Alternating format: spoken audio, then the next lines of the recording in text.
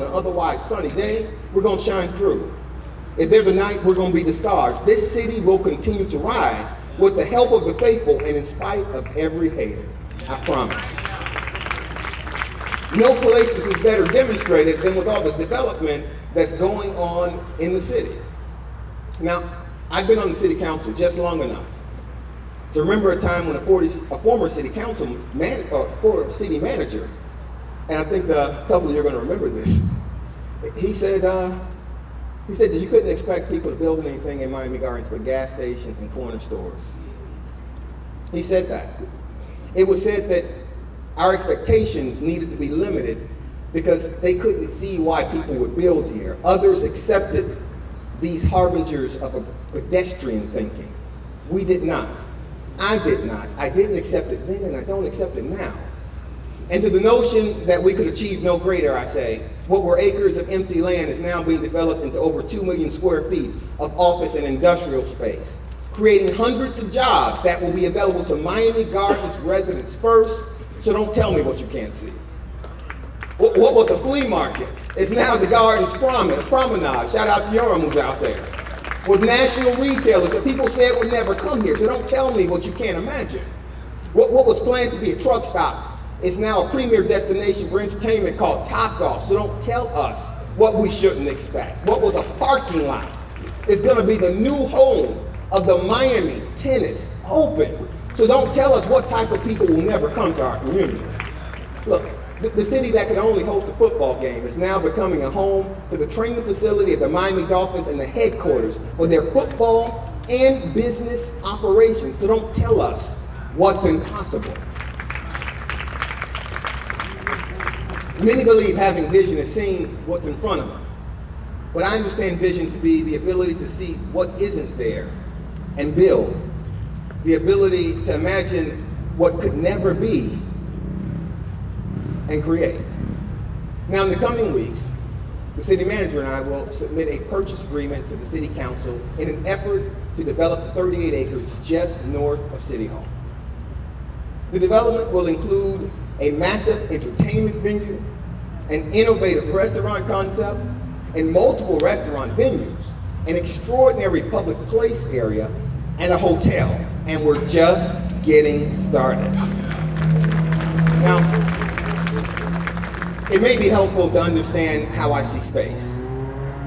I see space and development with a plurality of possibilities, unchained from singular expectations, functional and not necessarily predictable, forward-looking and flexible.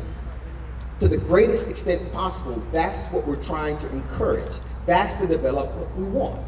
With that said, this development will be designed by one of the best architects in the world with regard to sustainability, Colby Karp. I think some of the team is here. You all give them a round of applause. This development is going to reflect the greatness of this community. Who we were, laborers in every field and in every way, who we are, professionals, white collar, blue collar, young, middle age, older,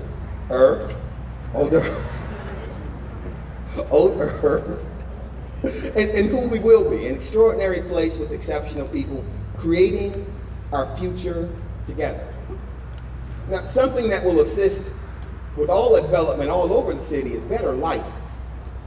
Towards that end, the city will begin a massive education campaign regarding the special lighting districts. Special lighting districts are the entities that are currently controlled by the county, but control all the street lights throughout the city. Though it may have gone unnoticed to some, the city is unusually dark at night. Making the city brighter is a public safety issue. Making the city brighter is an economic development issue. We have to turn on the lights in the city.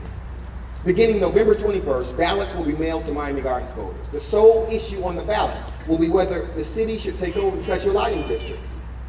When voters receive their ballot, there's only going to be one issue there. All they have to do is fill out the ballot and drop it in the mailbox. Postage is already included.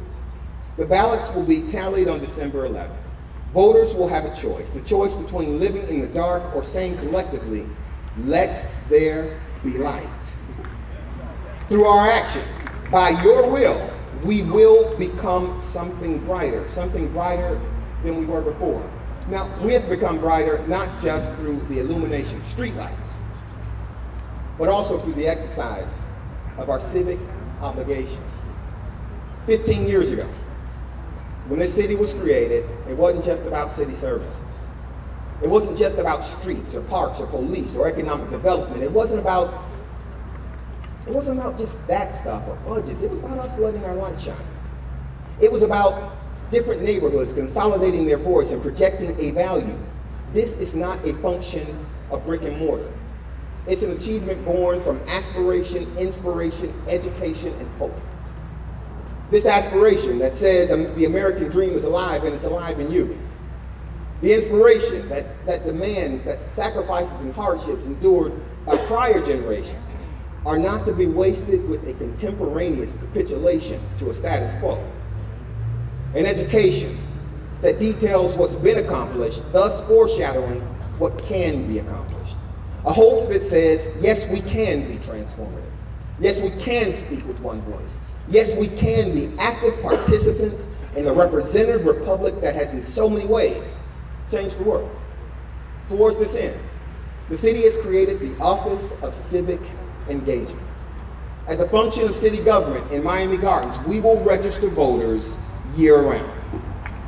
We will educate residents with regard to civics continually. We will work to become the most civically active city in the country. And with this, it's my hope that we will transform our body politic into a marketplace of ideas that helps us collectively realize the fullness of the American experiment. In this way, we become more than a city of 113,000 souls. We become the voice that reflects the values of a people that will lead forward our American path. Now, we have to speak with one voice. An area where this is going to be really, really, really important is with regard to our water providers. Now, I don't want to single anybody out, but the city of North Miami Beach is the water provider for approximately 11,708 folios in the city of Miami Gardens. These are households with senior citizens, young children, people who go to work every day and struggle to make ends meet every day. These are businesses as small as the new restaurant startup and as large as Hard Rock Stadium.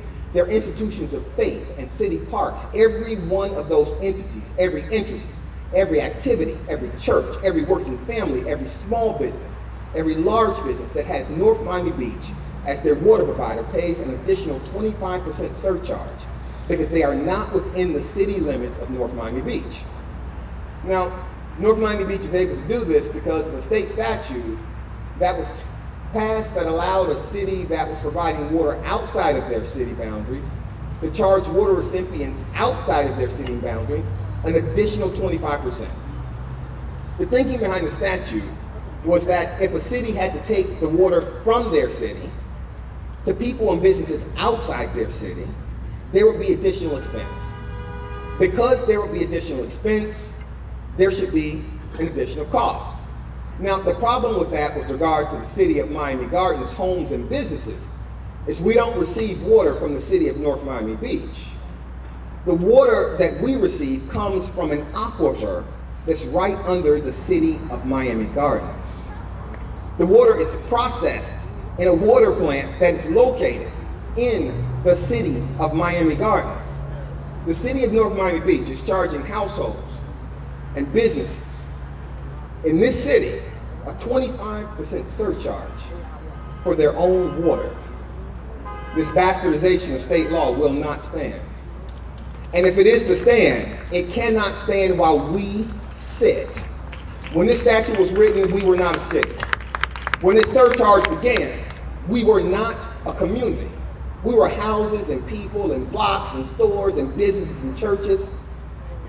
But now we are one, united in name and purpose. As a city, we will sue North Miami Beach.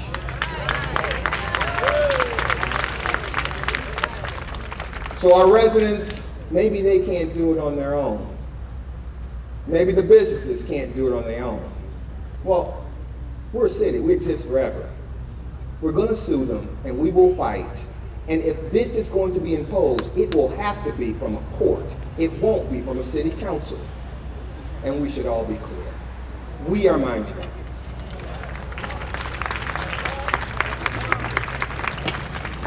Members of the council, residents, Mr. Manager, Madam City Attorney, Mr. Clerk, with one voice and a common path, the state of our city is strong. Born from the hopes of those that were, and baptized by the efforts of those that are, the state of this city is strong. From the geographical limitations to a never-ending and ever-expanding communal horizon of possibility, from Bunch Park, where my parents grew up, to the Bajas, where I'm raising my son, the state of this city is strong, and it's getting stronger. God bless you all. God bless the country. God bless us.